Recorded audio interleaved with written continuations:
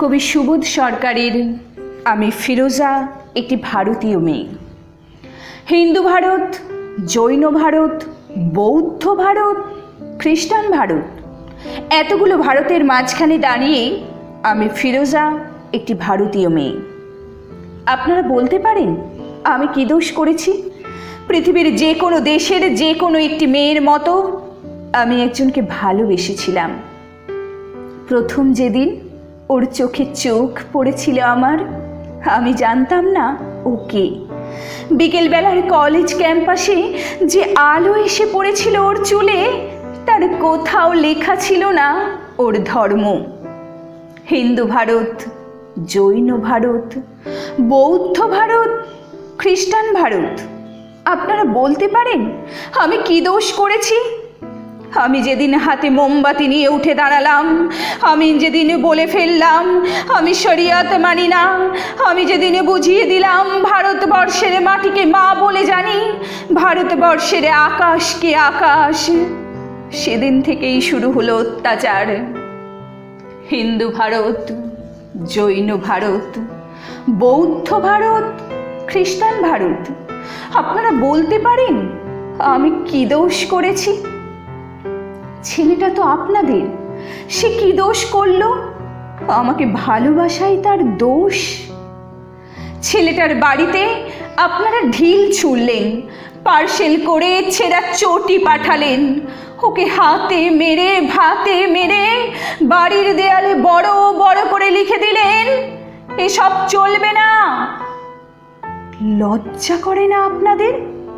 আপনারা এগিয়ে থাকা মানুষ, এমএ পাস, বিএ পাস, ডাক্তার, ইঞ্জিনিয়ার, আমলা, মাস্টার, আপনারাই গণতন্ত্র নিয়ে ভাষণ দেন আর প্রয়োজন মতো গণতন্ত্রের টুটি চেপে ধরেন। ধিক আপনাদের! আমি কি ছোটবেলায় ভোরের আলোয় সরস্বতী পুজোর ফল কাটিনি? আমি কি স্কুলের বারান্দায় বসে রাত জেগে আলপনা দিইনি?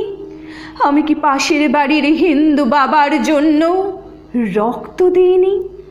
ওদের বাড়ির উঠোনে বসে ওদের ছেলেদের অ ক খ শেখাইনি? আমি আরবি শিখিনি, ফার্সি শিখিনি, উর্দু শিখিনি, বাংলাই আমার ভাষা। এই ভাষা আমার ভাত, আমার রুটি, আমার চোখের কাজল, আমার পায়ের ঘুঙুর। এই ভাষা আমার গোপন চিঠি, যার অক্ষরে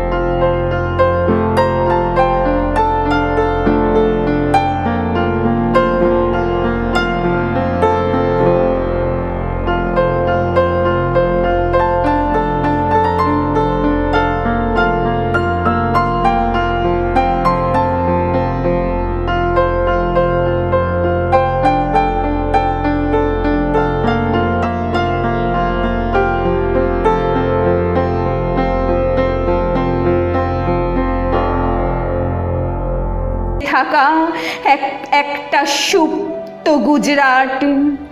যদি আপনাদের হৃদয় বড় না করেন, আকাশের দিকে আপনারা যদি না তাকান, এই পোড়া দেশে আরো আরো আরো অনেকগুলো পোড়া গুজরাট তৈরি হবে।